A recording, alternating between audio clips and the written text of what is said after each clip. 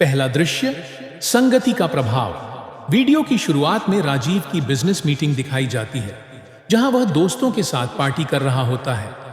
राजीव दोस्तों के साथ पार्टी करता था, हंसी मजाक चलता था, लेकिन अंदर ही अंदर वह खुद को खोया हुआ महसूस करता था। एक दिन वह वृंदावन घूमने गया, जहां उसे महाराज जी का सत्संग सुनने का अवसर मिला। महाराज जी बोले, दोस्तों का प्रभाव जल्दी पड़ता है। यदि हमारी संगति बुरी होगी तो हम अच्छे होते हुए भी भक्ति से दूर हो जाएंगे। राजीव सोचने लगा, क्या मेरी संगति ही मेरी अशांति का कारण है? दूसरा दृश्य, अहंकार और क्रोध। फ्लैशबैक में दिखाया जाता है कि राजीव अपने कर्मचारियों पर गुस्सा कर रहा है। महाराज जी ने कहा, अभिमान के कारण क्रोध जल्दी आता है। अहंकार हमें भगवान से दूर कर देता है। राजीव को एहसास हुआ कि वह भी अपने पद और पैसे के कारण दूसरों को छोटा समझता था। यह अहंकार ही उसके जीवन की असली परेशानी थी। तीसरा दृश्य, भक्ति का सच्चा उद्देश्य। राजीव महाराज जी से सवाल पूछता है। राजीव ने पूछा, क्या हम जब हरि की भक्ति करते हैं तो वास्तव में श्री राधा रानी की प्रियता पाने की इच्छा ही करते हैं? महाराज जी ने उत्तर दिया, सच्ची भक्ति किसी लाभ के लिए नहीं होती। जब हम निस्वार्थ भाव से भगवान की आराधना करते हैं तभी हमें सच्ची शांति मिलती है। राजीव ने पहली बार बिना किसी स्वार्थ के भक्ति करने का निश्चय किया। चौथा दृश्य, कर्तव्य और भगवान। राजीव अपनी कंपनी में ईमानदारी से काम करने के बावजूद परेशान रहता है। महाराज जी ने कहा, क्या ईमानदारी से कर्तव्य करने से भगवत प्राप्ति हो जाएगी? नहीं, केवल कर्तव्य करना पर्याप्त नहीं है। यदि प्रेम तो वह कर्तव्य केवल एक जिम्मेदारी बनकर रह जाता है। राजीव को समझ आया कि केवल पैसा कमाना ही जीवन का उद्देश्य नहीं है। पांचवां दृश्य, वृंदावन में जमीन और भक्ति।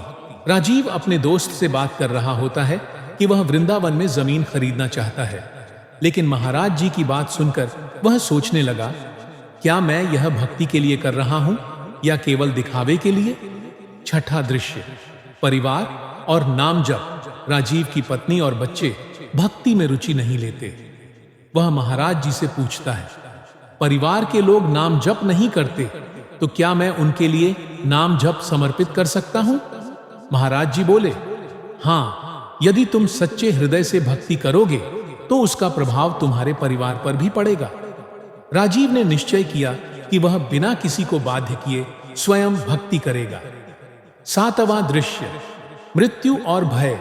राजीव की मां का देहांत हो जाता है और वह बहुत दुखी हो जाता है। वह महाराज जी से पूछता है, मां के लाड़ प्यार के लिए तरस रहा हूं, उनसे कैसे मिलूं?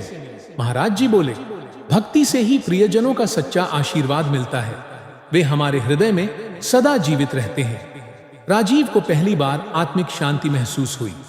आठवां दृश्य, जीवन और मृत्यु का भय। राजीव हर समय चिंता करता रहता है कि समय हाथ से निकल रहा है। महाराज जी ने कहा, यदि हम भक्ति में लगे हैं तो समय का भय हमें नहीं सताएगा। हर पल को भगवान के नाम में लगाओ। नौवां दृश्य, आत्महत्या का विचार। राजीव अपने पुराने दिनों को याद करता है जब उसने जीवन खत्म करने का सोचा था, लेकिन सत्संग में किसी ने कहा, मरने का विचार आ गया था, लेकिन आपके सत्संग ने बचा लिया। महाराज जी बोले, भगवान हमें जीवन देते हैं ताकि हम उनका नाम जपें। आत्महत्या कोई समाधान नहीं, बल्कि भक्ति से ही मन की शांति मिलेगी। राजीव ने संकल्प लिया कि वह कभी हार नहीं मानेगा। 10वां दृश्य, वृंदावन दर्शन और होली का संदेश। राजीव अब वृंदावन जाने की योजना बना रहा था। महाराज जी ने कहा, श्रद्धा और सादगी से वृंदावन आओ। यह दिखावे का स्थान नहीं, प्रेम और भक्ति का धाम है। होली के बारे में उन्होंने कहा, होली में प्रेम और भक्ति का रंग लगाओ। दूसरों का अपमान न करो। केवल रंगों से नहीं, मन से भी पवित्र हो जाओ। अंतिम दृश्य, राजीव की नई शुरुआत। राजीव अब पूरी तरह बदल चुका था।